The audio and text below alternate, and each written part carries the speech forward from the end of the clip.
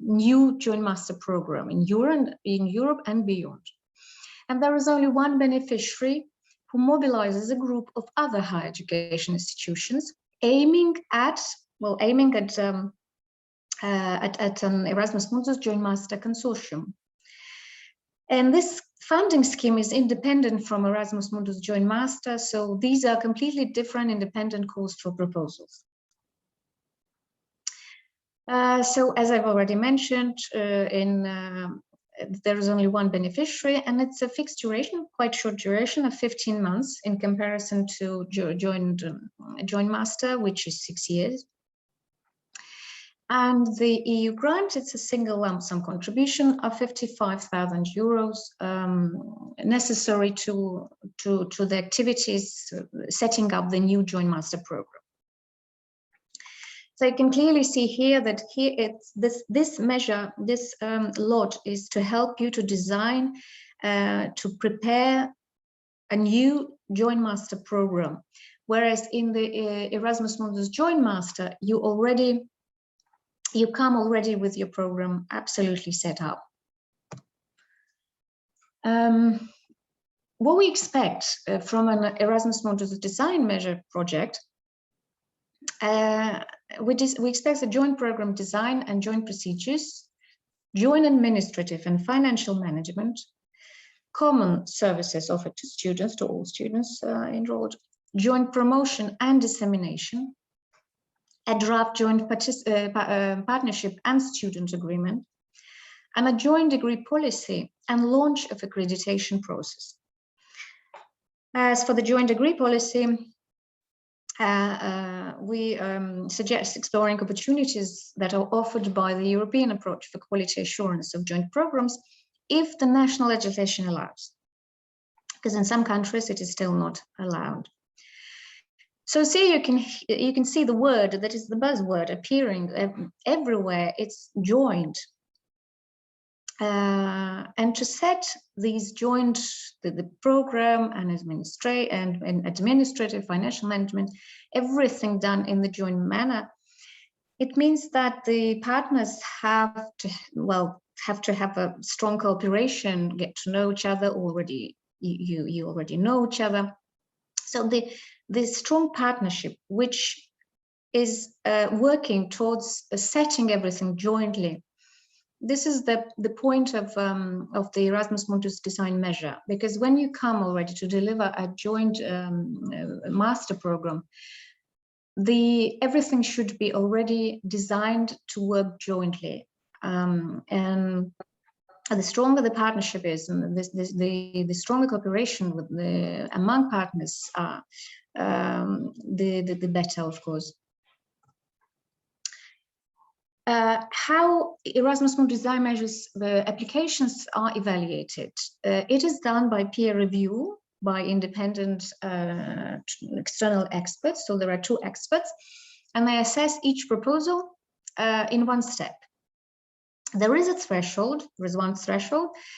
So proposals should score at least 60 points overall.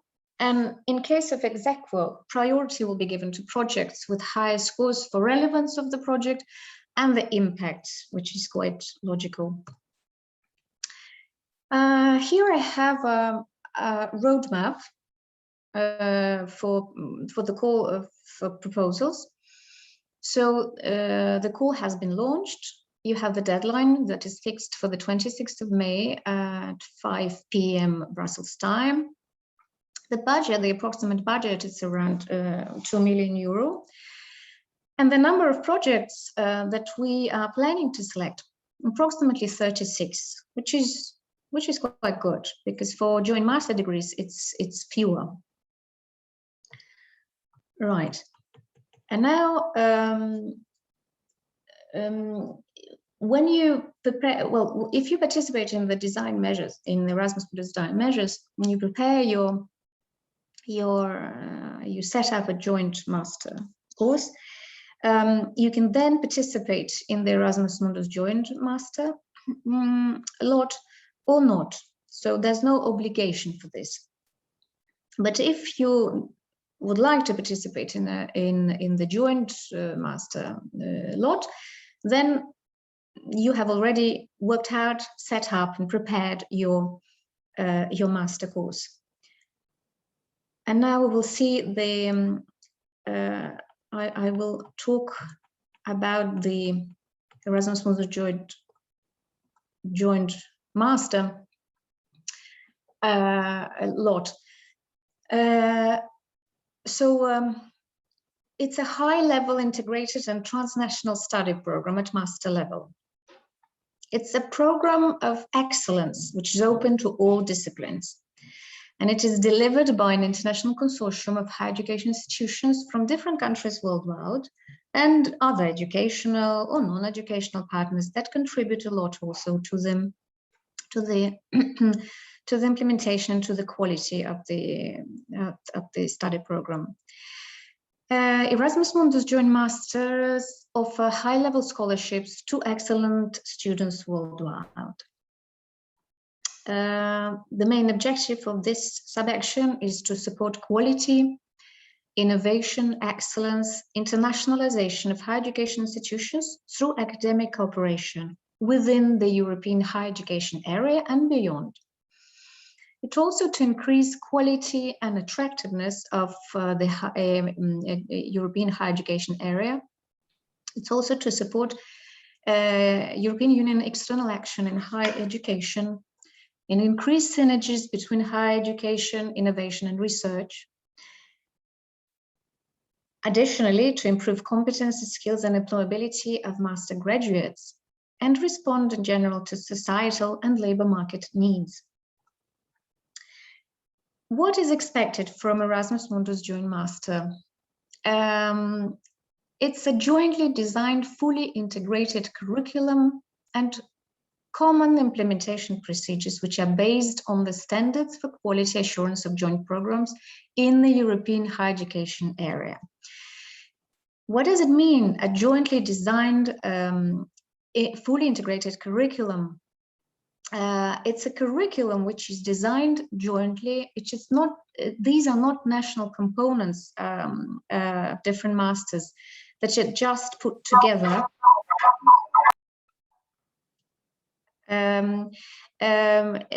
Like national components which are joined together, and then in some cases there are overlapping the same courses. No, it's a really jointly designed, integrated. The curriculum which integrates maybe those national components, but in a joint setting.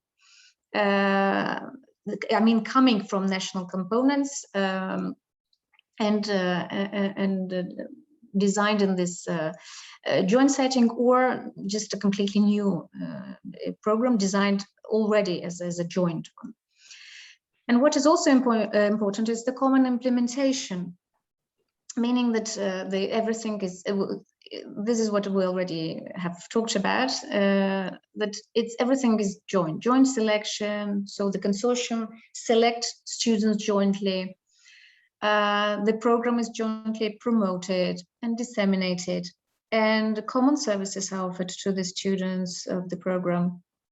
The administration and financial management is also done jointly. It's a program delivered by a consortium of at least 3 higher education institutions from 3 different countries, of which at least 2 must be program countries. So there is this requirement that only 2, or at least 2, must be program countries, and others can be partner countries. It's a program with international outreach to attract and enroll excellent students worldwide. And part of these students may benefit from Erasmus Mundus Joint Master scholarships. So the excellent student meaning top ranked. Excuse me. So further, talking about the requirements or continuing to talk about the main requirements, it's a program with compulsory physical mobility for all enrolled students. And among these mobility periods, at least 2 study periods should be in 2 countries. One that, well, minimum one program country with a minimum duration of 1 academic semester each. And this country should be this country of mobilities should be different from the country of residence of students. So if the student is studying in the country of his or her residence, he will be getting a scholarship, but he should fulfill this requirement of at least 2 study periods in two countries different from his country of residence. The program offers contribution of scholars and guest lecturers who teach, train, and do research activities. And it delivers a joint degree or multiple degrees. Again, joint degrees we highly recommend, because it's really beneficial. And it's beneficial to get accredited according to the European quality assurance approach. But in some countries, the national legislation, the national legislation framework still doesn't allow that. So it's like that. And at application stage, when you submit an application for an Erasmus Mundus joint master proposal, it means that you present already a fully developed joint study program, which is ready to run and ready to be advertised worldwide immediately after the selection of your proposal. Now, some words about the Erasmus Mundus joint master setup. This is a fixed grant agreement of 6 academic years. So as I mentioned already, while speaking about design measures, you can see the design measures, it's only for 15 months, whereas this is for 6 academic years. And it's independently from the length of the master. It's a commitment to enroll a certain number of students per project, and we will talk about it more explicitly later on. And having at least 4 master editions lasting from 1 to 2 academic years. And on that, the number of ECTS depends. It can be 60, 90, or 120. What is important is that the start of the first edition should be no later than the academic year following the year of project selection.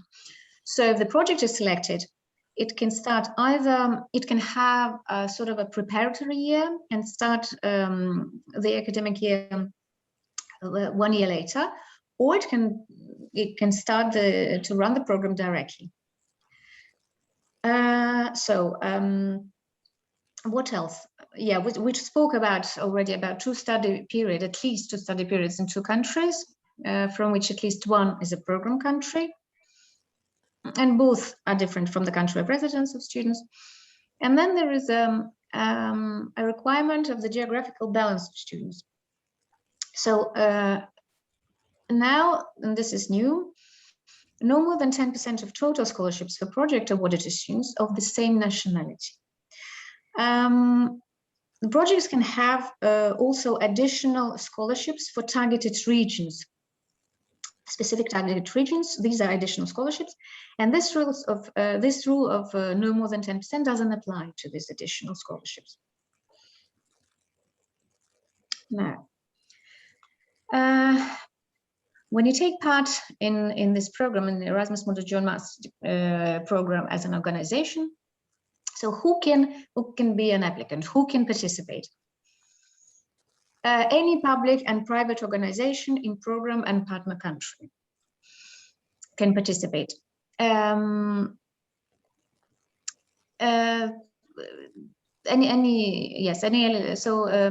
eligible program or partner country higher education institution can be an applicant.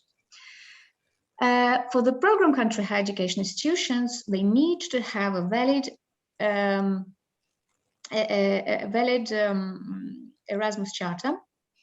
And for the partner country higher education institutions, they should commit to the principles of the Erasmus Charter in their partnership agreement. And program and partner country higher education institution applying, they have to already have the accreditation evaluation of their master program. So this step, the accreditation step, has to be completed when you submit an application to participate in the selection for joint masters. But when you are participating in design measures, you are just preparing this whole accreditation. So you are preparing, you are undergoing this accreditation procedure. The minimum consortium for joint masters, it's 3 higher education institutions from 3 different countries, of which at least 2 must be program countries. And then others can be partner countries, plus other full academic or non-academic partners, associated partners. This is optional, but it's very beneficial to joint masters. These are the partners that can host internships, help in dissemination of the program, or even have some additional funding. Now I'm addressing to the students. I know that among the audience there are also students listening to me.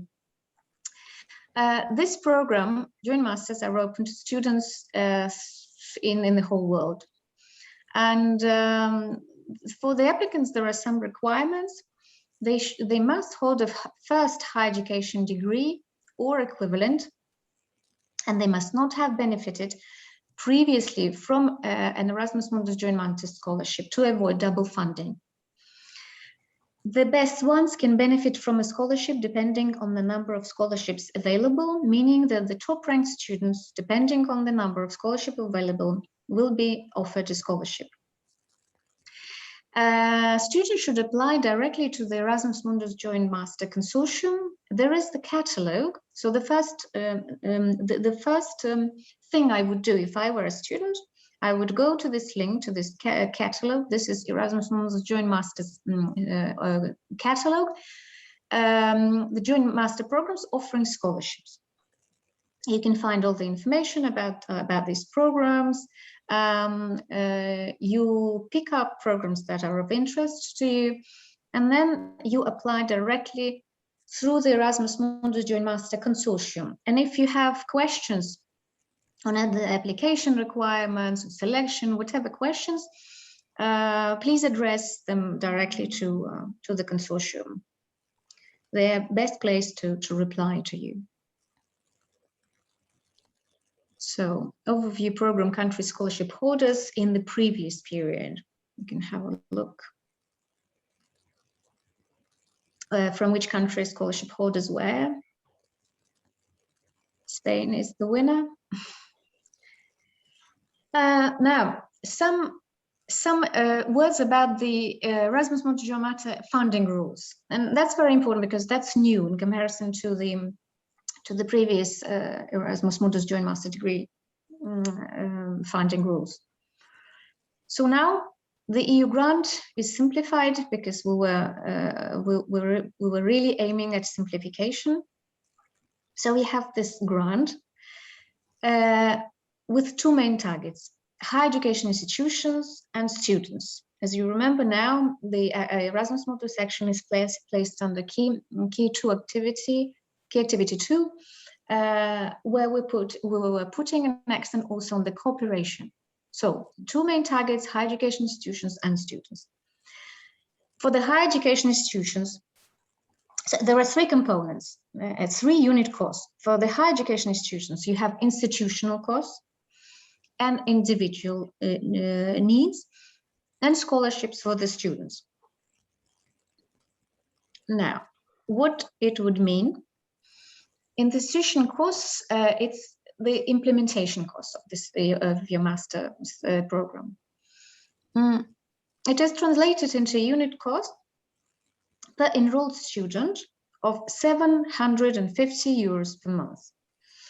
When you calculate, you need to multiply 750 euros per number of months and per number of enrolled students.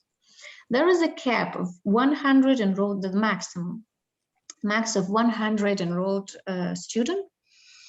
But consortia they are also welcome to commit to higher numbers. The maximum amount per project is 1,800,000. This unit cost applies this is very interesting, and this is completely new. It applies for scholarship holders and for non-scholarship holders, because previously nothing was basically foreseen for non-scholarship holders. Now it is, and the unit cost is also the same. It's not different, so it's the same for program and partner country students. Again, which was different in the previous in Erasmus in Erasmus joint master degrees. What is the student scholarship composed of? So it's a full scholarship to cover subsistence, installation travel, plus fee waiver, this tuition fees. It's a single unit cost per scholarship holder.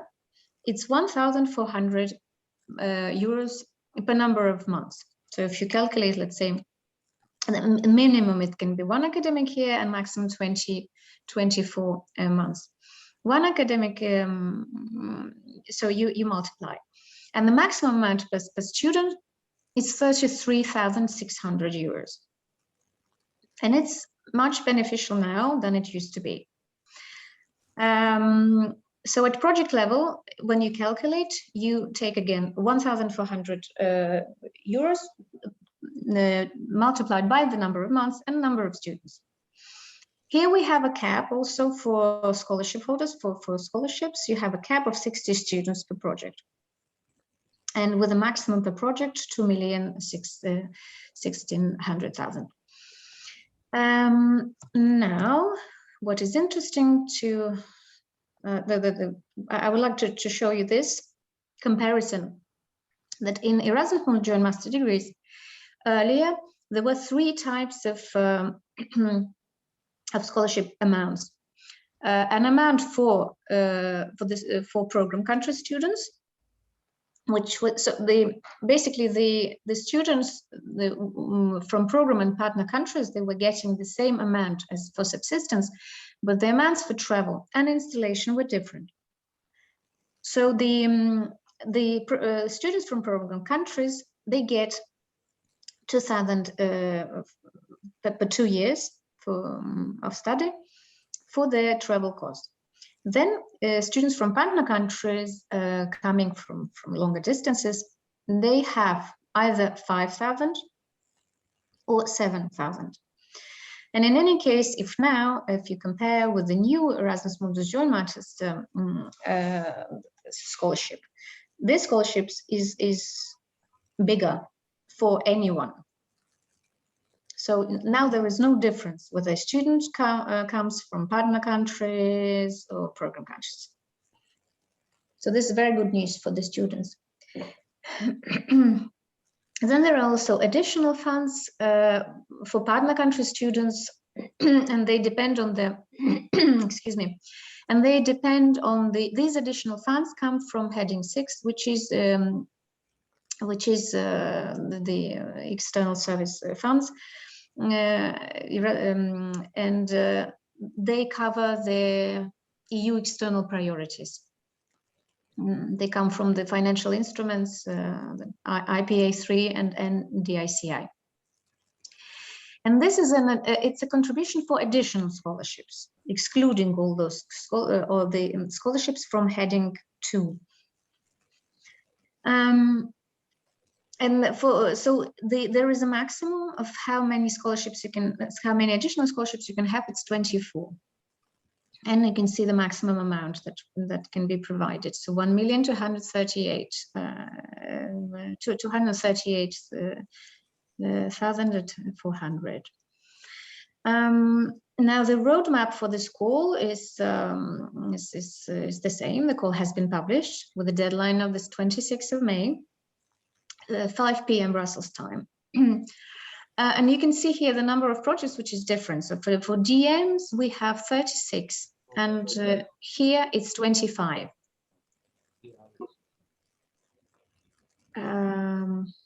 Right. Now, this brings me to an end of my presentation. I would like to let you know that now, for this new period, you should apply through the European Commission's Funding and Tender Opportunities portal. This is also new. You will find here the link to this portal and the link to the program guide and some other information or some other informative links about the program, the Erasmus program guide, and calls for proposals, and also a link for the general info on how to get a grant. So if you, I would like just to say that if you have any questions, please write to us, ask us, and you can send and you can reach out to us at the functional mailbox, ERKIA E+ Erasmus Mundus. And I thank you for your attention. I don't know if it was quite, I mean, there was a lot of information for you, most probably, but I open now to answer your questions.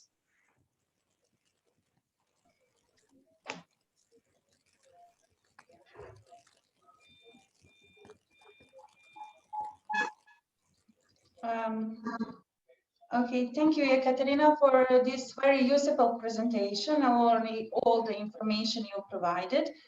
Now I will open discussion part related to the YAMA action.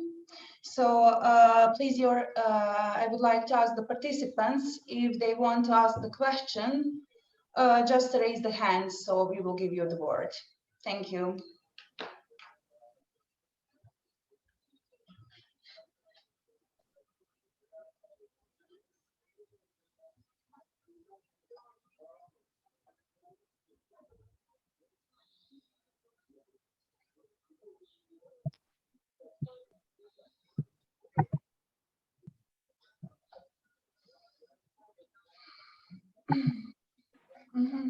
Okay, just a moment. We have two hands. Okay, I give the word to Jelena Juric from Sveučilište in Mostar.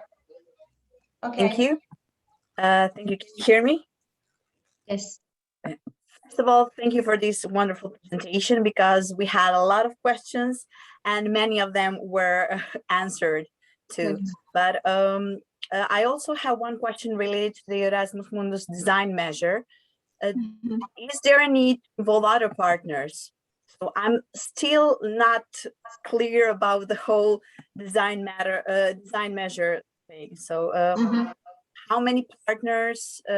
We understand the part about joint masters, but do we need to include other partners from other program countries and things like that? There is, well, in the design measures, your final point is to create a joint consortium. That could be an international consortium that would be ready to deliver a joint master program. So on the technical part, you can be, there is one applicant. But of course, it mobilizes some partners. It's a mono-beneficiary grant. So it's just one applicant, but it's someone who is mobilizing other partners who will create later on this joint consortium, a consortium delivering a joint program. But the application can be submitted by any. Sometimes if you have good partners, you can be not even the applicant, you can be in the partnership.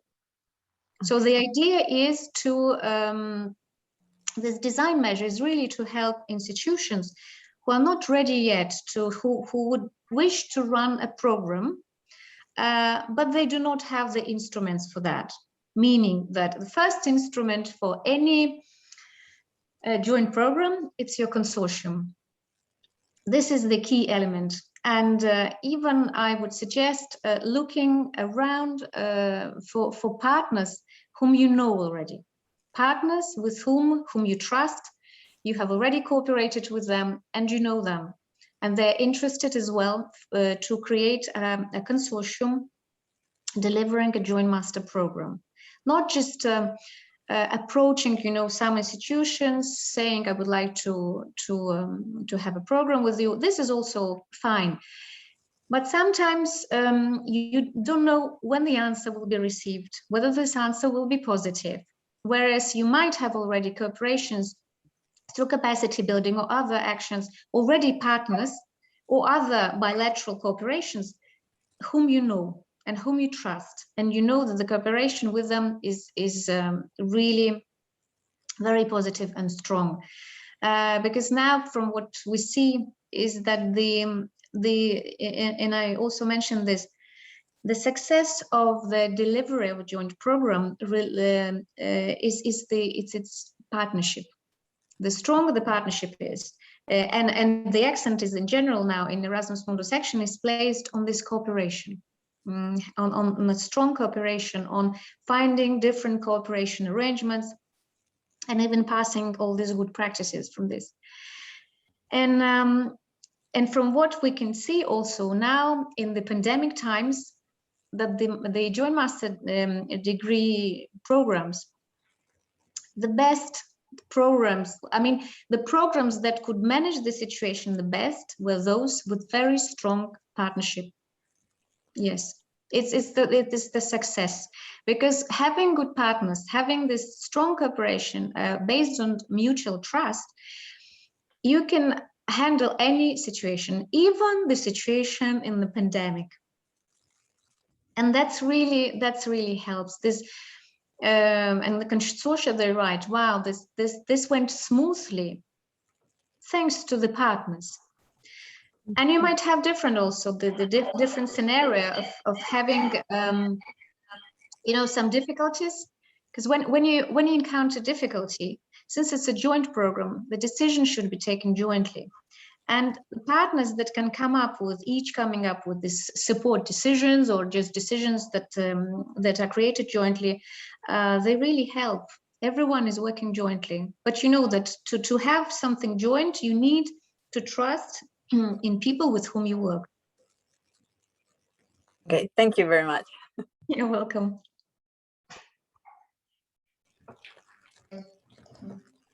Thank you, Ekaterina. We have additional question for you. It's from Stefan Karashik. So Stefan, please ask your question. Thank you. First of all, I'd like to apologize for not having my camera turned on. I'm experiencing some technical issues. I'd like to thank you for your presentation. I really enjoyed it. And I have a specific question. It concerns medical students. Since I'm a medical student and I have a few of my colleagues here, I'd like to know something about mobility that includes medical students. I don't want to take up all of your time. I just want to know basics. So if you can tell me something briefly about it. Medical. Thank you, Stefan. Can you just clarify? Medical students? You mean? What do you mean by medical students? Students who study? Since I know that medical students have specific mobility programs, including clinical practice and similar stuff, I'd like to know: are there any limitations to medical students in Erasmus program? I don't think so. The Erasmus programs, they just depend on the thematic, meaning that each joint master program should follow the program guide rules, the rules that are set for any program. There are no exceptions for medical students or for whoever. The rules are very clear. I mean, they are set for all the programs. Then, having said that, students should, I don't remember exactly whether we have projects for medical students. Pharmaceutical, I remember. Medical students, I can't remember all of these, but it's important to that this program, this master program, is in the catalog, and the students will be looking at what kind of themes are there, what kind of master degree programs are there. But then there is no difference for whatever from whatever field the program is. I don't know if I answered your question. Yes, you did. Thank you. Thank you. You're welcome.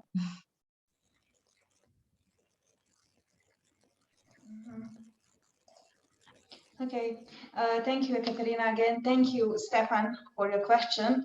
Oh, okay, I encourage also the other participants here to ask the question or to get involved into the discussion with our colleague Ekaterina. I'm sure that you have some questions. Don't be shy. Don't be shy. Yes. I can see already one hand from Maria. Okay, perfect, perfect. Okay, just a moment. So Maria, please unmute yourself and ask the question. Thank you.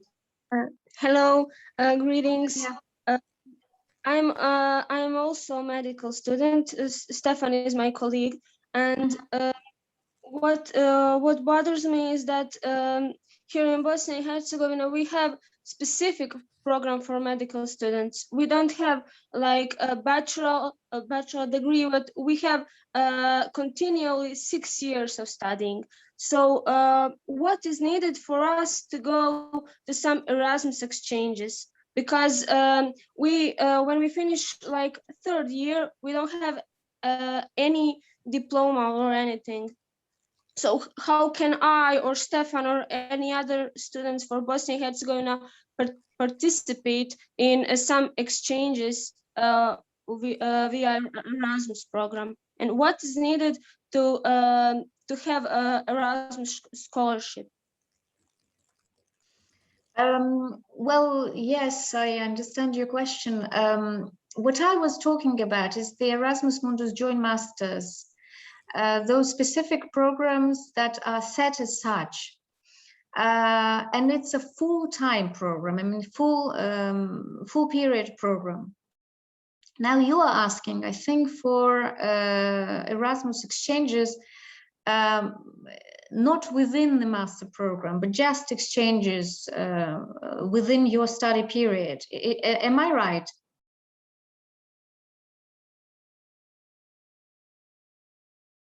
Maria? Am Yes, I right? I think Yes. Mm-hmm. About exchanges in general for students. Mm-hmm. Because you have international credit mobility. These are short mobilities for students. This is a different program. There will be a call launched not for this year, but for for the next year. But within this program, you can have short mobility programs, 1 semester of 2 semesters, and you should address. You should reach out to this program. Because what I was speaking about, it's a program, a degree program, which is a full program, and we do not offer scholarships. I mean, we only offer full scholarships for the whole study period for a degree. But you are interested in international credit mobility in short mobility periods. You should address them, and also maybe colleagues from the office, the Erasmus Plus office, can help.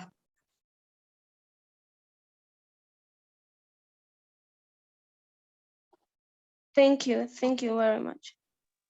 Okay, thank you, Ekaterina, for the answer. Yes, we are here available every day for students to provide support and advice related to the mobility and other actions related. So please contact us. We have our contact session at the web, our email address. So please be free to contact us anytime, and we will provide you support.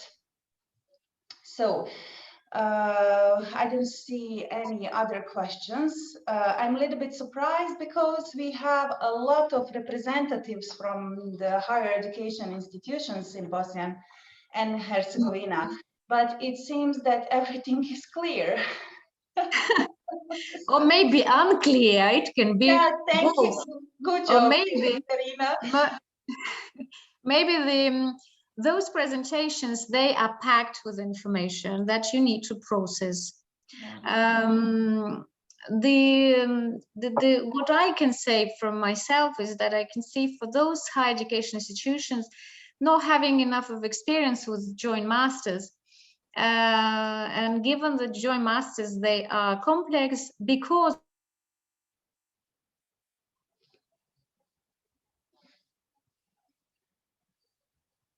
ready to be run. Whereas the design measures, and that's new, and that's been kind of tailor-made for those things, the higher education.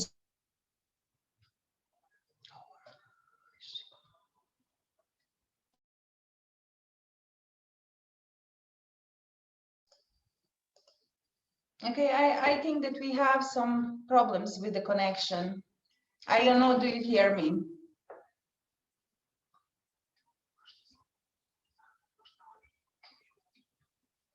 Yeah.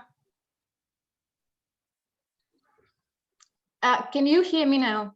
Yes, we Yeah, can. now it's okay. Okay. Sorry. What is the last thing that you heard? Design measures. Right.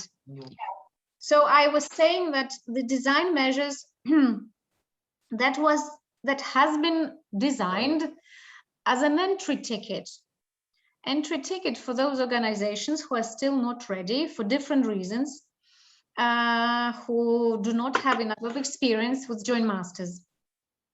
So because you can see that the whole preparation, so the joint master, you start from having your joint master, but if you do not, and if you want, you have an idea on the thematic, let's say you have partners, but you can't just prepare everything at one go, because the preparation, it's really something very important. And you saw that with accreditation, you need to pass the accreditation. So everything should be ready when you submit your proposal for joint masters. But but in the joint masters, this preparatory period, it's not counted in. And for many organizations without experience or just brand new, they do not. So there was nothing for this preparatory period.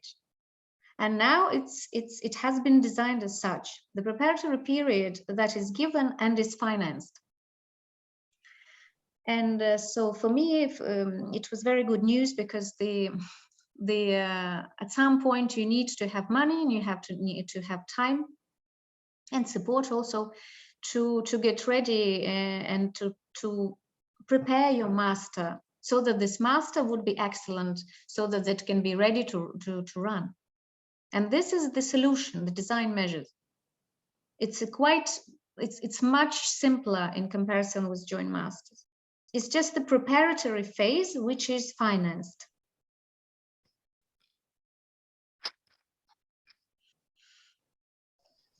Okay, thank you, Ekaterina. It was very, very clear and useful. Yeah, it's we are very happy to have this option also, to be the applicants as of this call for these two actions. We will, of course, the deadline is very short, Yes. but we could start preparing for example, the next call, and to have this kind of possibilities. Yes. We are also, we know that the deadline is very short, and it's true, and it's quite tough for everyone. It's linked to all those delays in the budget approval and the program legal base of the program. We are looking into possibilities to extend the deadline, but for the time being, we can't say anything. We can't confirm. We are just trying to do this, but for the time being, no confirmation. It's just that we're trying to do this, understanding how difficult for applicants to have such tight deadlines. Yes, but and again, my advice is all the cooperation starts with partners. So that's the first thing that higher education institutions should really. This is the starting point, and having partners you can read through the program guide what is important for the design measures, and I think it's quite feasible even for this goal. Okay. So I highly encourage everyone, and even if the proposal is not successful, it's a huge job will be done already. So it's always worth trying and worth participating actively. It will always bring something positive. Okay, so we thank you, Ekaterina. We encourage our partners and higher education institutions to start preparing.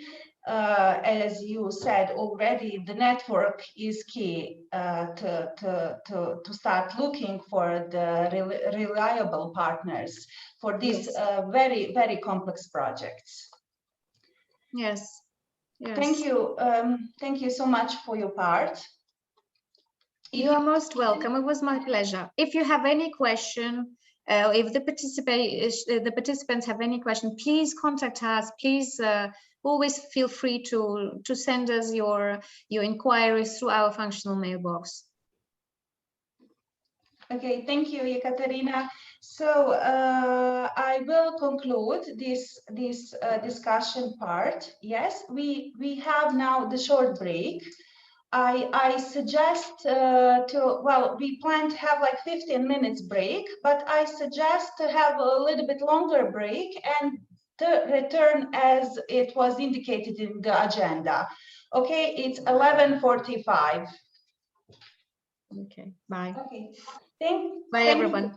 Thank you so much, and see you later. Bye-bye. Bye.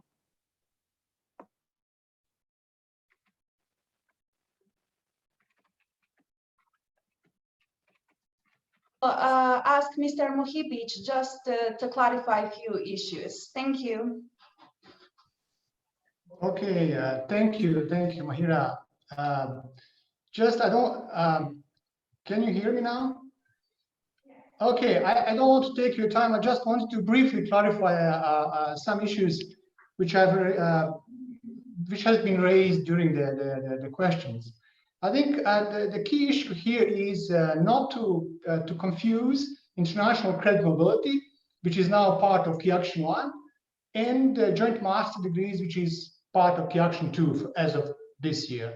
So this is really important distinction, because international credit mobility is a degree mobility, or is a credit mobility. It's basically for students to spend a period of time abroad. They go from their university to another university and gain some credits, and then they return to their home country, to their institution, and then they get a degree from that institution. It is, and then they can stay up to 12 months, which is 1 year.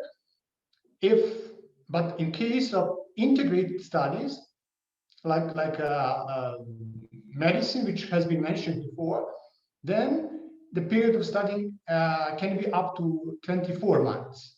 So I think that Stefan also raised this issue. So basically, students from Bosnia, if they are interested, if they are studying medicine, or then they can benefit from international credit mobility options.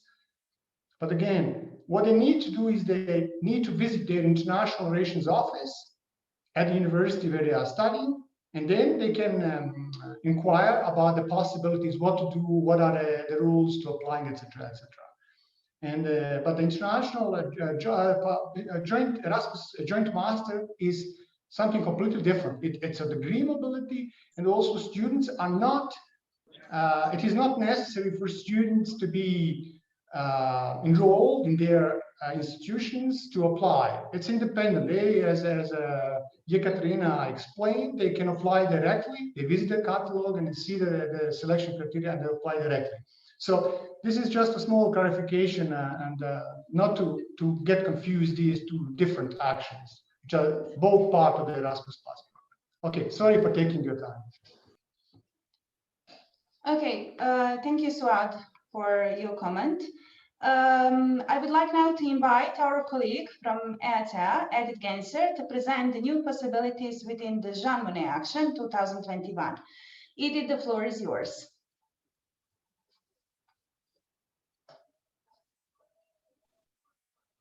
So thank you very much. And first of all, thank you for your kind invitation. I'm very happy to share with you the latest news on Jean Monnet actions and the possibility for you to apply for this, for the different activities. Can you hear me? Yes. You can hear me, you can see the slides, that's great. So I work in the executive agency of the European Commission, and I will present you Jean Monnet actions, also not to, let's say, confuse or get confused. My first part will be on what are Jean Monnet actions as such, what is the content of Jean Monnet activities in the field of higher education institutions. Because for the second part here, you can see on the slide, Jean Monnet actions in the fields of education and training. For those activities, you are not eligible. This is for program countries.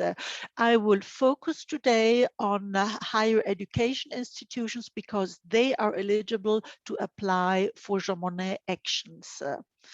My second part is going to be about the award criteria, quality aspects of your proposals. I also would like to give you an overview of the last Jean Monnet call to see a little bit how many applications we received, how many were selected, etc.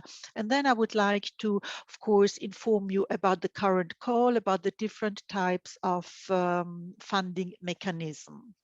So first, I would like to, let's say, to repeat in a way that the Jean Monnet actions continue as a single integrated program in the Erasmus Plus program, which started 2021 and will have a duration of 2027. So Jean Monnet continues as a separate action. It's not in key action 1, neither 2, neither 3. It continues as in the previous years.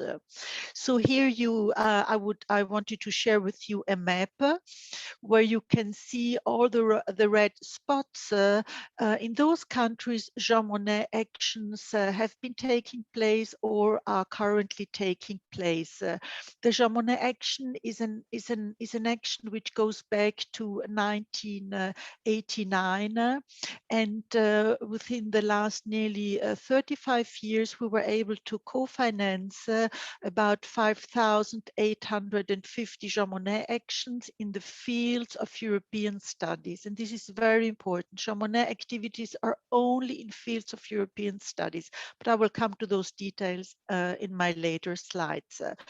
So those nearly 6,000 actions took place in over 90 countries all over the world, and more than 1,000 universities could offer at their institute Jean Monnet courses, always in the context of European Union studies.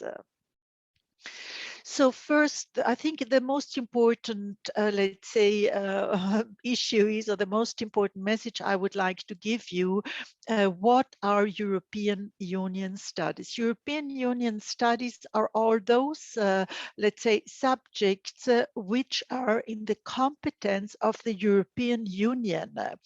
That means we have the classical European Union subjects such as law, agriculture. So where the member states have the competencies, those are European Union subjects.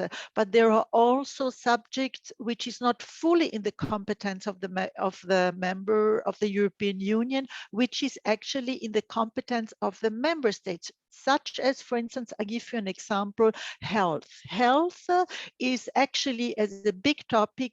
Each state is responsible for its own health politic, but we have seen recently with COVID that there are many aspects which have where a shared competence at EU level came up. So if there is a topic on health, on food security, for instance, where usually this competence does not automatically fall into European Union studies, if in your application you can prove and explain that there is a shared competence at European level, so it is eligible. So this is very important. Other EU competences are, for instance, the Green Deal, everything what is about environment. So there are so many topics within European Union studies, and when you do your application and when you explain, especially in relevance, there is the place where you should explain the European Union dimension. With Jean Monnet actions, we would like to raise, let's say, also the knowledge about European Union values. This can also be a very interesting topic for you at the university. What are European Union values? For instance, human dignity, freedom, equality, democracy, rule of law, or human rights. So also those European values can be a topic within your Jean Monnet action. We also would like to encourage with Jean Monnet activities the people-to-people dialogue. What does that mean? That means that we do not want that when you, let's say, a university has been selected within a certain European Union topic, let's say environmental issues, that the knowledge and what you do in teaching and research just remains at university level between the professor and the students. No, we would like that what you're, let's say, learning, teaching reaches out to a broader target audience, to civil society groups, different groups, that you involve also, let's say, politicians at national level, at regional level, or at local level. So another topic is also, well, here I talked about European Union values. And I also said that European studies, they must have an angle of the European dimension. So this is important that you explain that. In Jean Monnet actions, we have two main activities, and this has changed compared a little bit to the last program. On one side, we have actions. Here you can see them on the left side in green. Actions where higher education institutions can apply, but only higher education institutions can apply, and they can come from all over the world. And we have the classical Jean Monnet actions within teaching and research.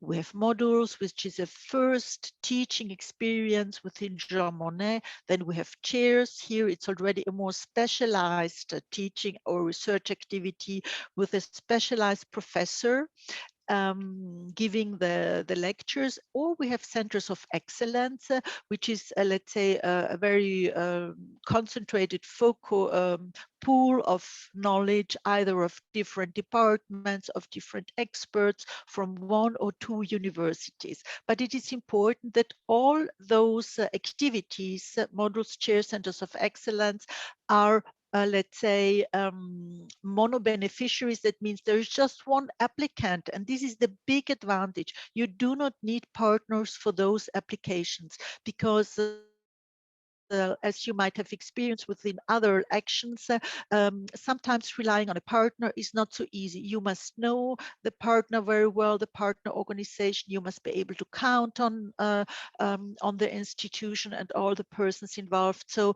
for Jean Monnet, this is not the case. On the right side, what you see here in orange are, let's say, actions which are only applicable for program countries. And this is about, just briefly to give you an information, this is about teacher training and bringing schools and vet providers together, because it was realized that the youngsters in our society, from primary school to high school, they do not know so much about the European Union, what it stands for, European values, how it was created, why it was was created. So basic things about the European Union. And with these two actions, we would like to, let's say, provide teachers already in their trainings when they become a primary teacher, that they have information on the European Union, on the functioning of the institutions, etc. So these are the two actions in the fields of education and training, but not relevant for you. For you, it's going to be modules, chairs, and centers of excellence. In my presentation, I will focus on those three actions. So as already briefly mentioned, Jean Monnet Actions for Higher Education wants to, let's say, promote excellence in teaching and research on European Union studies. I already briefly explained it must, your application must have a topic on European Union studies. Classical European Union studies are such as EU law, EU environmental issues, EU agriculture topics, but you can also, let's say, introduce subjects which normally do not fall in the competence of EU studies, such as health, food security, as long as you explain what is the shared competence at EU level. Mm-hmm.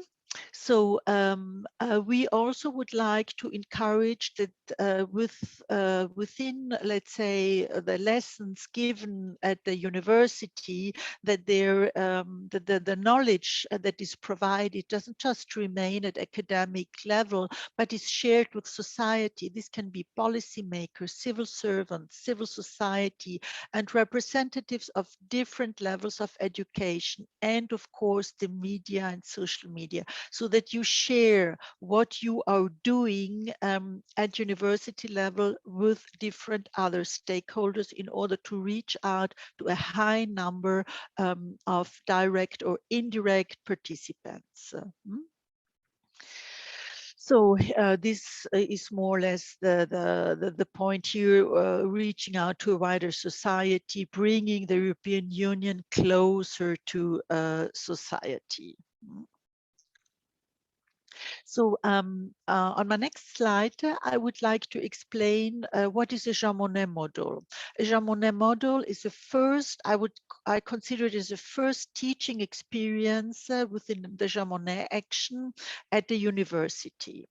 Only the university can apply, and that the modules concern either teaching, well, they always concern teaching hours at research or at teaching level. They can be either also, let's say, transformed into summer courses. That means during the academic year, you must teach minimum 40 hours per academic year. You can also regroup those 40 hours in summer courses. The duration is 3 years of a Jean Monnet module. So you have to teach at least 3 times 40 hours. That brings you to 120 hours for the 3 years. You can teach also more, but the maximum contribution is going to be 30,000 for the 3 years. It's fixed lump sums. I will show you later on. It's very easy. You introduce the number of teaching hours in a kind of an Excel table. You indicate from which country or you are from, and then the calculation comes up automatically. So rather easy to apply. Yes, and modules can be taught either per several professors or experts or just by one. They can have just one European Union topic, or can have a multidisciplinary approach. That means multidisciplinary means that several, let's say, EU topics can be tackled in one module. So the next action are the so-called Jean Monnet chairs. And chairs are, let's say this, I would say the second level. It's a high specialized those are high specialized courses in European Union studies, again at the university, but this has been, the teaching hours have to be done by Jean Monnet professor. That means he has to have the title or something that is equivalent in your country of a professor. The chair can be held only by one professor. And you can have, or you can also have additional hours here. Here the minimum is 90 teaching hours per academic year. Again, 3 years, that means 3 times 90 is 180 hours during 3 years. But you can, let's say, also give more hours than 180. And if those extra hours can be taught by somebody else, but 180 hours must be taught by one professor. So the third actions are the so-called centers of excellence. And this is really, let's say, I would explain it, it's really a focal point of competence and knowledge on European Union subjects. It can be, let's say, it can be together with several departments of your university, of other universities, but it always has to be on European Union studies. And here there is a special focus to reach out to students from faculties who do not automatically deal with European Union studies.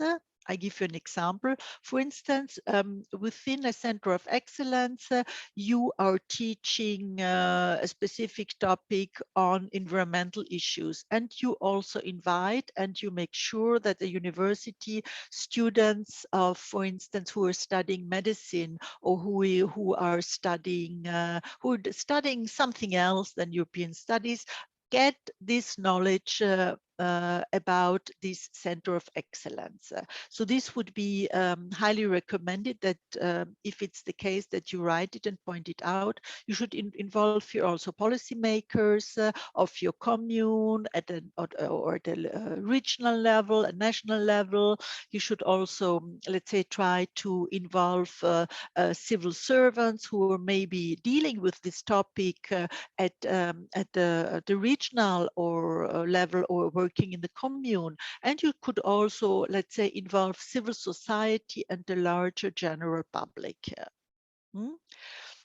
So here again, only higher education institutions can apply. They can come from all over the world. Duration, again, 3 years. Maximum contribution is 100,000 euros. And here we have a customized lump sum approach of the calculation, where we would like to have further details on different budget lines, such as staff cost, traveling, you know, these classical, let's say, budget headings. I will show them later to you. A particularity of the centers of excellence is that you can only have one center of excellence at a time. So despite the fact that you can involve different departments, different experts from other universities, etc., even from abroad, there is only one applicant. So if you have experts coming from somewhere else, this is the internal management of the university how to deal with, because the applicant is just one, and if it's selected, the money goes just to this university. It's not like within, let's say, when you applied for a network, as in the past, the money is, there were several partners, I would say, several partners already at application stage.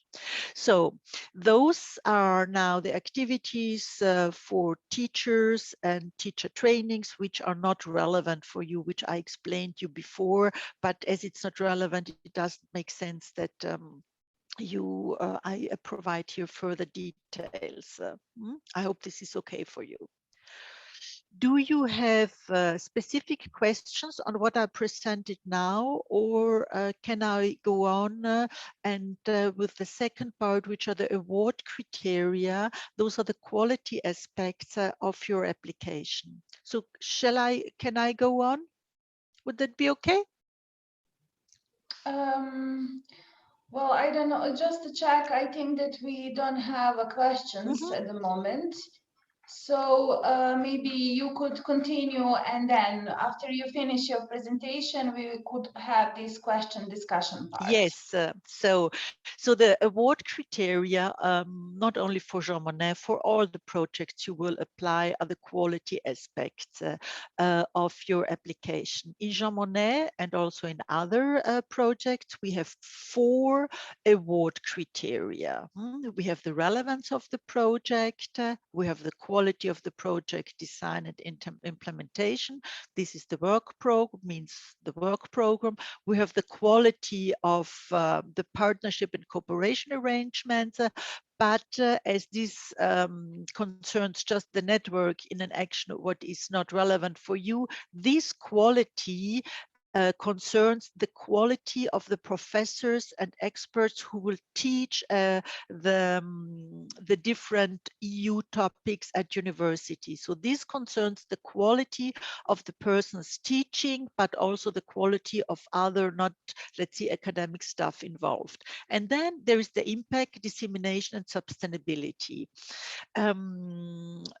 This is about how you will reach out to different target groups, how you will make your Jean Monnet project visible to others. You will probably want to set up a web page where you will explain the development of the project, etc. But now I will go into further details. So 4 award criteria for Jean Monnet activities. For all 4 award criteria, you can receive maximum 25 points, but in order to be, let's see, considered for funding, you must at least reach 15 points per award criteria and at least 70 points out of 100. But if you reach 70 points out of 100, here we're still far away of being in this, let's say, in this, let's say, zone where you would be considered for funding. Last year, the scores were around 85, 87 out of 100 to be just at the edge for funding. So 70 scores is not good enough.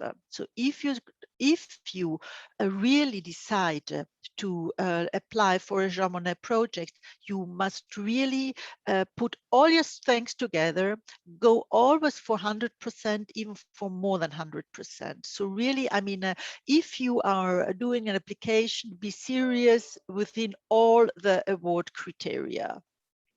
So the relevance, as already explained, here you can receive 25 points, quality project design, that is about the work program, 25 points out of 100. Then here the quality of the stuff involved, academic and non-academic, again 25, and impact and dissemination also 25. So I come now to details. The relevance of the project is a very, let's say, important award criteria, because if your project does not fall in the objectives and aims of the Jean Monnet action, it is not relevant and you will be kicked out right away because you will not have enough points. That means your project must be within European Union studies, as explained before. So this is the first big thought. Here you have to explain why your project is relevant for the Jean Monnet actions. Within this award criteria, we also have a kind of priority target groups, which are students, higher education students that not automatically come into contact with EU studies. For instance, another priority group would be a country that had never received the Jean Monnet funding, which is not the case for you, but maybe a university that has never received the Jean Monnet funding. So if this is the case, please say it in that within relevance. Okay, I have picked out now the main points for the different award criteria, but when you do an application, you have to go to the program guide and read the award criteria very carefully in details. So the next award criteria is the quality of the project design and implementation. In other words, about the work program of your project. So this concerns, here you should explain the methodology, what is the novelty, the feasibility of the project, or the quality aspects also.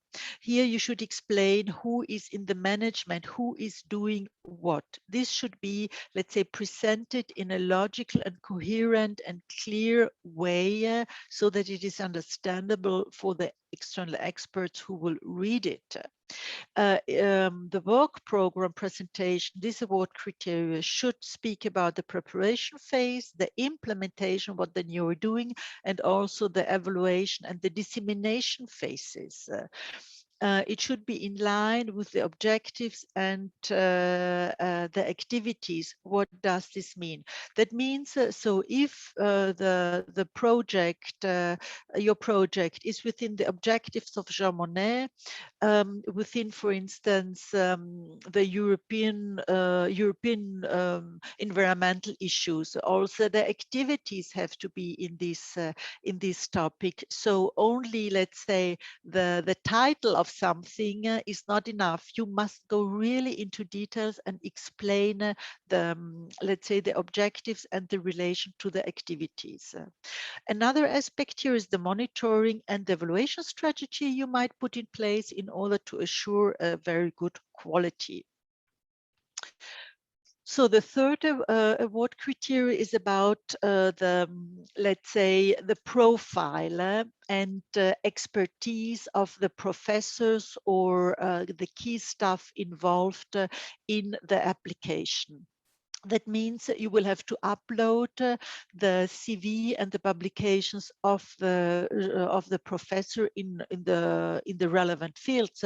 So if you introduce a chair on EU Green Deal, that the professor, the chairholder, must have the experience in that topic. So this is essential because this proves the quality of that person.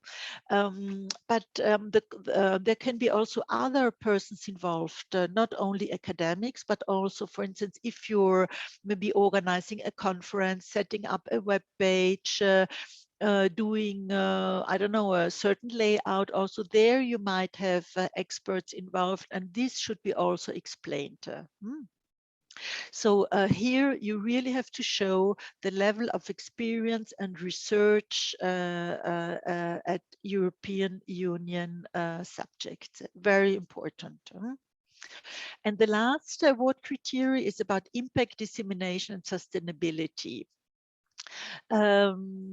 Here my advice would be, here you can gain points, because please explain clearly what are you going to do, how your dissemination and communication strategy will take place in order that inside and outside your higher education institution, people, other students, other persons, other, let's say, interested groups in civil society will get to know about your Jean Monnet projects. I highly would recommend that you already explain here that you will set up a web page for this action, a separate web page, and not the web page of the university, because there you will never find anything then about this specific Jean Monnet project.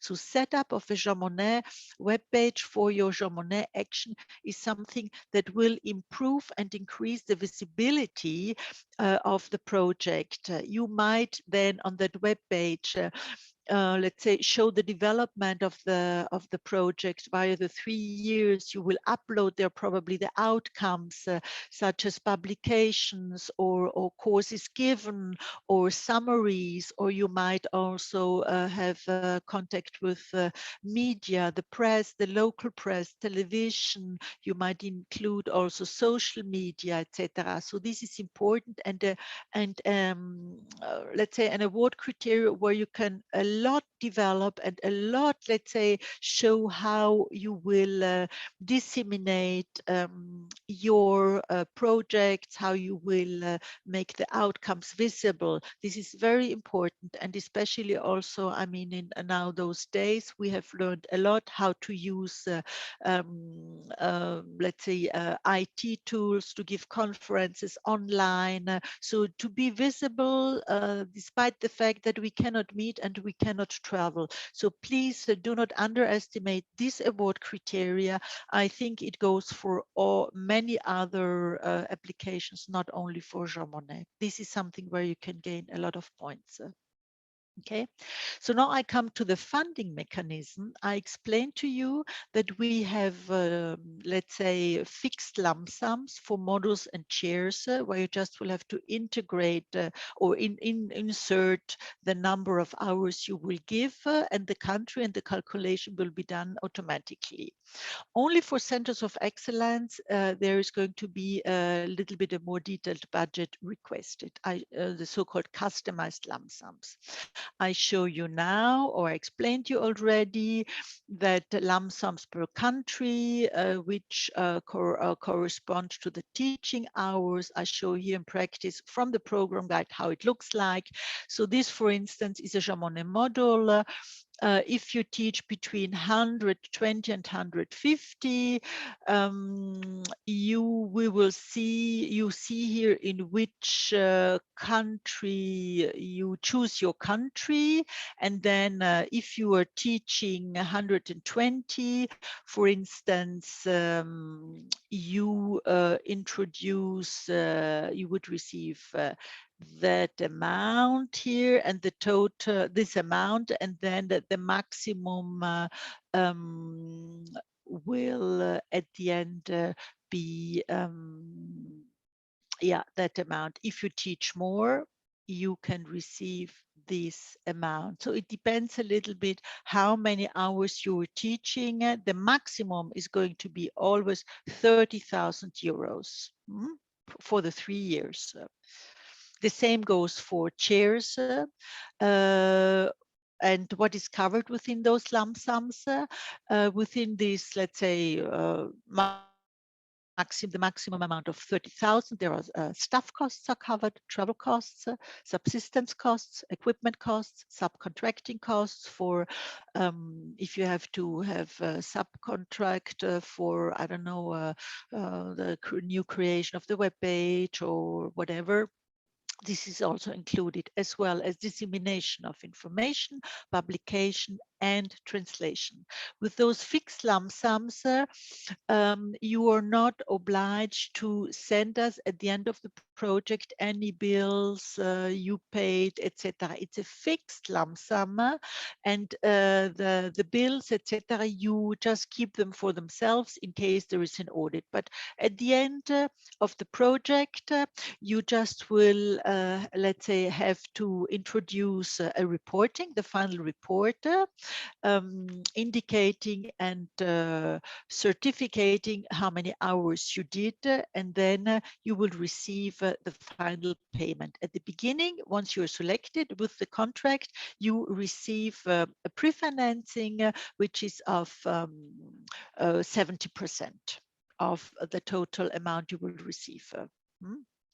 So for centers of excellence, there are customized lump sums, and we are asking a more detailed budget on different costs, such as staff costs, travel costs, equipment costs, subcontracting costs, etc. This is a little bit more, let's say, I would say more work, but as the amount is higher, those are the rules. So on my next slide, I would go now already to the roadmap for the current call 2021. You know, the publication of the program guide, the so-called call, was in March. This year, the deadline for submission for your module chair or center of excellence is the 2nd of June. The evaluation period, once you have submitted, will be in June, July, and August. We have external experts who do the evaluations of all the projects, expert 1 and expert 2. Then there is a consolidated version of what they think the application, the quality, and they evaluate the award criteria. As I explained, those are the, let's say, the quality aspects of the experts. So they're having a very close look at those 4 award criteria. And yes, then the experts, once the experts have evaluated the proposals, they make to us a ranking list, what they propose. And then at the end, it's always the European Commission and the executive agency and the authorizing officer who take the final decision. And after that, you receive, let's say, we hope to be able to send you already the first information right after the summer, if you're selected or not. And then once you're selected, you receive the contract and the first pre-financing. So this is probably also a very important slide for you. This is the link to the funding and tender opportunity portal, where you can find all relevant and important documents for your application. You find there the program guide of the Erasmus Plus program. And in the program guide, there is a specific chapter on Jean Monnet actions, where you will find eligibility, who is eligible, so who can apply, and of course also the award criteria in details. Please read that carefully for each action, because they're slightly different, but I think I have explained to you the main and most important let's say points within each of the award criteria. For you and for us, this year is the first year that those applications are sent via e-grants. That means not as in the past, where you could download from the web page of the agency, the program guide, the application forms, the budget forms, etc. No, this year everything is done via e-grants, and all the documents are in this funding and tender opportunity portal. Please go there and have a closer look. So the next next slide is some information of the last call from last year. We have received 1,500 applications around, and we could select more than 360 projects. The budget available was 21 million and 21.5 million. That means the success rate was around a little bit than 20%. This year, we have for modules, chairs, and centers of excellence for the teaching, so-called teaching and research activities, where higher education institutions from all over the world can apply. Here we have 10 million. And we think to be able to select around 280 projects. What does that mean? That means that the competition will be higher than last year. So a little bit less money. We have then also 6 million for teacher and training and networks, for which unfortunately you're not eligible to apply. Here we are going to select around 22 projects. Just to not to discourage you, but to encourage you. If you decide to really apply for a project, you must be very competitive. You must really give 120% in all the award criteria, because you know, the experts, they do not know what you think and what all the good things you have in mind. You must bring them on the paper. Focus on what is requested. read carefully about priority groups. Read carefully in all the award criteria, but especially also in the dissemination part. What can you do? How can you convince them that you are submitting one of the best projects? Because I mean, unfortunately, with only 10 million this year for Models Chair Centers of Excellence, we will have to refuse also good and maybe also very good projects. You have to be very, very, very good. Okay. So this is a short overview of the last 7 years. How many applications were submitted? 36 were submitted and 5 were selected.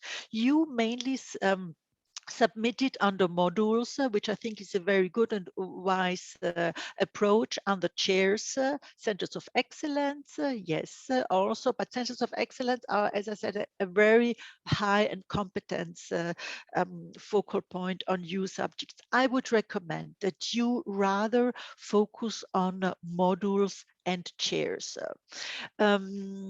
I often have the question, can a university apply for more modules and more chairs? Yes, you can, but please make sure that first of all, the quality of the application is top and that you do not submit applications within the same topics. So that there is no overlapping once you are selected for funding. So you can introduce a model on EU agriculture, on EU Green Deal. Different topics are, of course, possible, but please try to avoid the same, well, several modules on the same topics or modules and chairs on the same topics. Try to differentiate, because once you're selected, there should not be a double funding. So just to explain you here on the slide, we had in the previous projects, this is not possible anymore. This action doesn't exist anymore. Networks doesn't exist anymore. Support to institutions and support to associations doesn't exist anymore. So we have in the current program networks, but for teacher trainings, etc., so not applicable for you. What is applicable for you are modules, chairs, and centers of excellence. So this is my last slide here. And here again, this is the link to the funding and tender opportunity portal, where you can find all relevant information. If you have technical problems, there is a technical email also to write to if you face some technical problems, as I said. Okay, then the second link is also very relevant, because this is a kind of an online manual which explains you the different steps when you do the applications via e-grants. Because via e-grants, there is a part A. Part A in the application concerns mainly everything what is about the, the EU login, the university applying, etc. Part B is all about your projects. In part B, you will have to reply to the 4 award criteria. So those are the 2 main parts. The third link is here, a link to the platform of Erasmus Plus of the previous program, where you can find all projects already funded and ongoing within this program. So if you want to have a closer look, and if you are interested in several Jean Monnet projects, please go there, put into the filter Jean Monnet actions, and you will see all the projects that are funded or have been funded since 2014. We also have some success stories and good practices. And here this is our, let's say, functional mailbox to Jean Monnet. If you have questions, please send us your concerns, your doubts, and the relevant project officer will, let's say, guide and help you. One thing I want you to say, the deadline is the 2nd of June. please do never submit at the last day. The system might collapse, and all your good work you have done for your application will face many difficulties. Please always submit a couple of days before, so you're on the safe side, and you know that the project has been submitted safely, because the last day brings often a lot of troubles. So those, I finished now with my slides here, and I hope I could provide you relevant information for Jean Monnet Actions. I hope that you will apply with many projects. As explained, you do not have partners there. You do not need, you do not rely on anybody else, just on your university, on yourself, and don't write, of course, the project just well the last days. I think it takes some time for reflection. Start as soon as possible, reread the award criteria, reflect again what I just explained to you, and I think you have very good chances to be selected, but always bear in mind that the competition is very high. So that's all what I wanted to say. I say now, I do not stop sharing, yeah? And we can come up with questions. Okay, thank you, Edith, very much for this very useful and detailed presentation.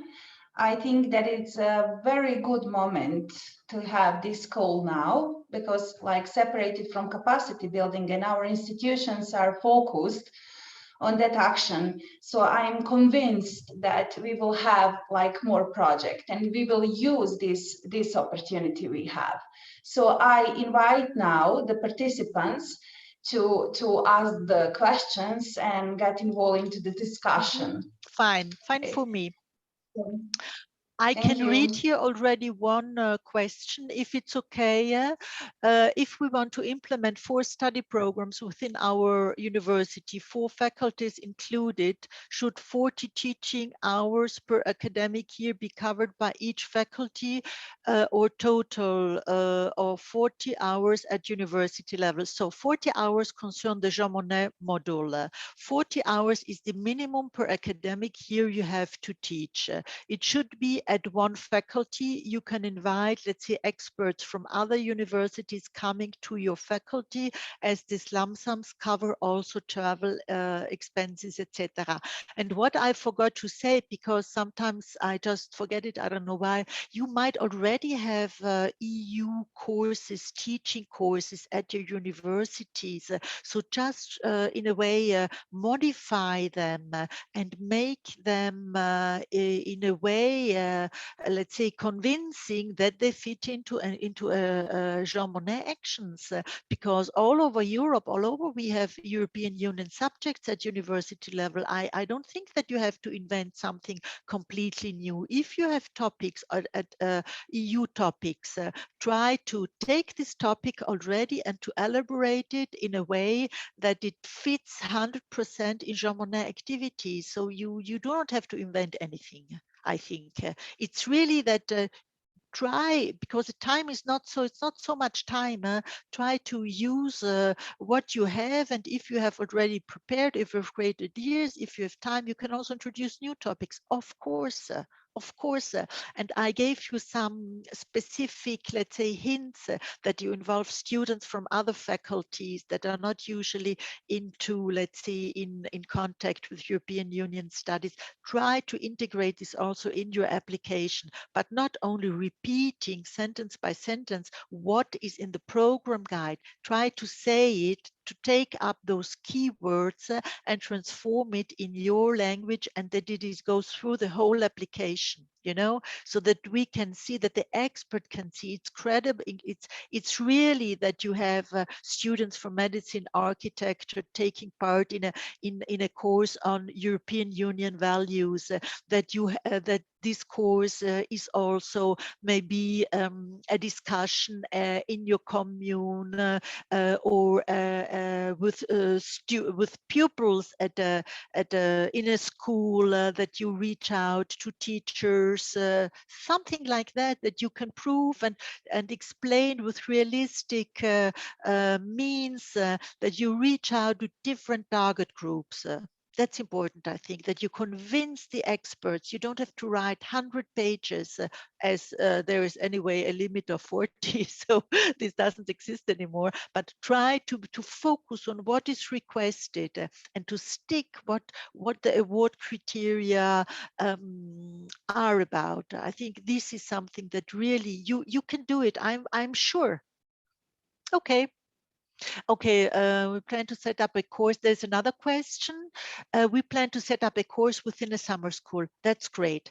But the summer schools are only feasible within Jean Monnet modules.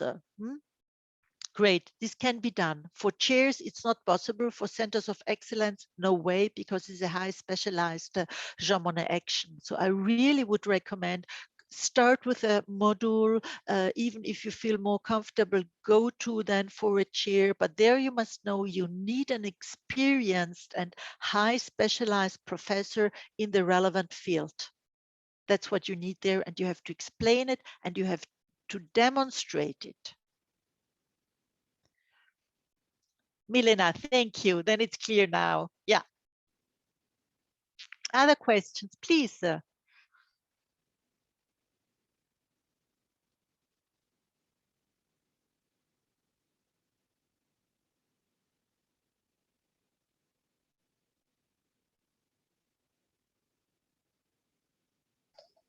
Okay, I don't see any question here, Edith.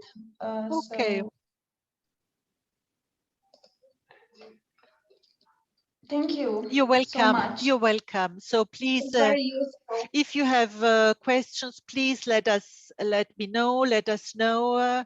There is another question from Maya. Are module applications from 2 different departments, but the same universal eligible? Yes. You can apply for several modules from the same university, from different departments, but also from the same department. So you can apply for several modules from the same university.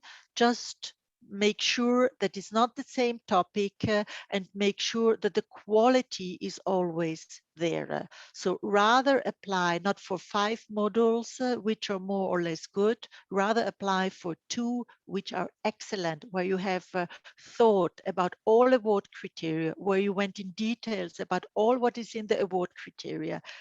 That's what I would recommend because time is short. I hope I could answer that, Maya. I'm sorry to interrupt. May I just continue on to this question? Thank you, Ms. Genser, for answering.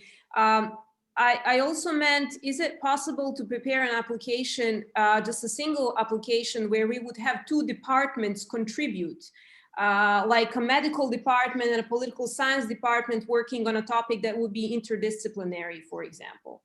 The applicant is only one institution, but then you explain in the award criteria 3 who are the experts involved.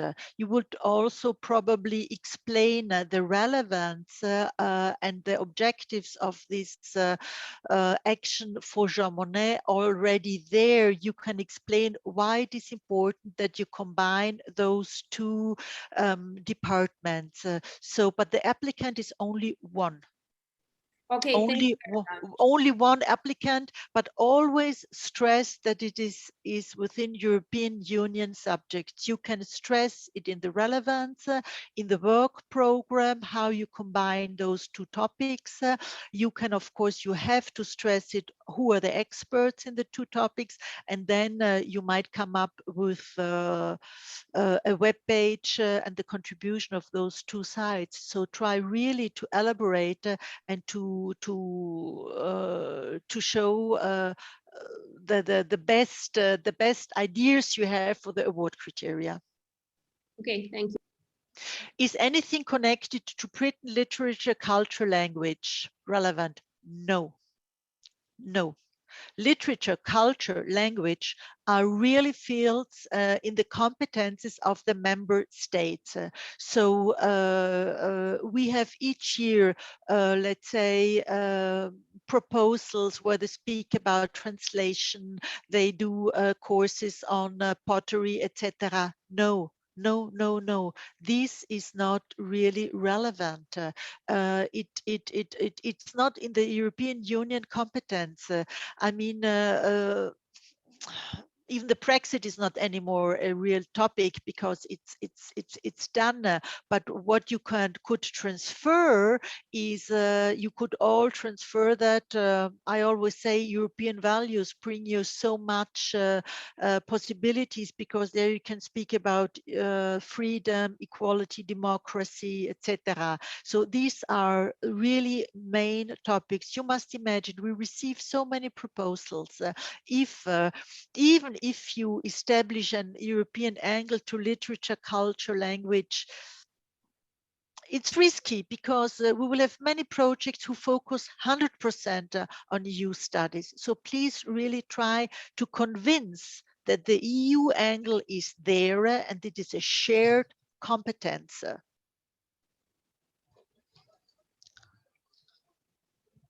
Okay, thank you. You're Thank you, welcome. Edith. We have one more question by Stefan Karishik. So I invite Yes. Stefan. I don't have a question, actually. I just wanted to thank you for an amazing presentation. It was very thorough, so I have no questions. Just Okay, thank great you, work. Stefan. Thank you, Stefan. So in comparison to other programs, we do not address, let's say, the application to students. No, you cannot apply for a scholarship as you can do it in Jean Monnet, as you can do it in Erasmus Mundus master courses. These Jean Monnet actions are focusing on and are there for higher education institutions, for faculties, universities. But in your application and description, especially in the impact, you should describe how you reach out, to whom you reach out, which are not only going to be students of the faculty, but also different groups in civil society, policy makers, civil servants, different. This is really linked to the topic, what you think is relevant. For instance, within a Jean Monnet module for EU values, you could also involve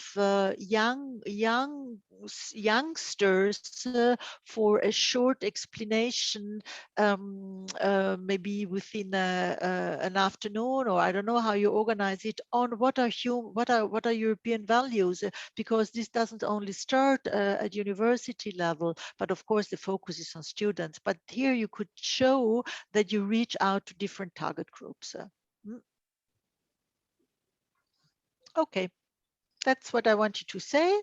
And I really hope to receive many applications for your country. And please focus on European Union studies topics. And if it's not in the whole competence of the real competence of the European Union, show when you have another topic that there is a shared competence at EU level.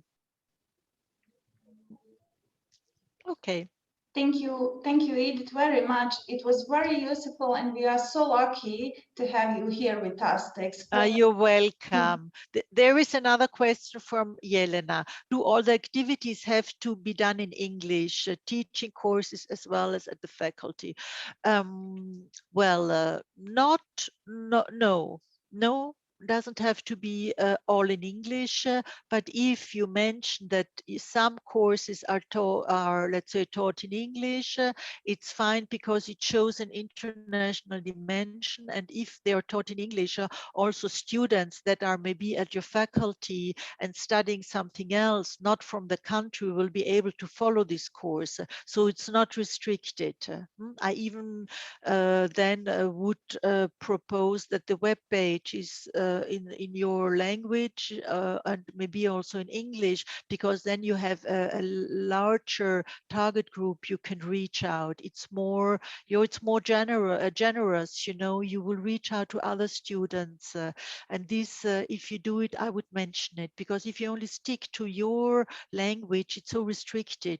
But of course, you can do it, and you can explain also why you do it, and that it is important that the local people that understand mainly, let's say, your language will be attracted, because it's easier to understand, and they will participate more easier or more eager to courses. Nobody or few people, older people will attend an event when it's in English. They don't understand anything, you know. So you could separate that and explain that you have let's say you do the activities in your mother tongue, but also in English, in order to reach out to a larger target group, but also to ensure the local population that they understand what you want to tell them.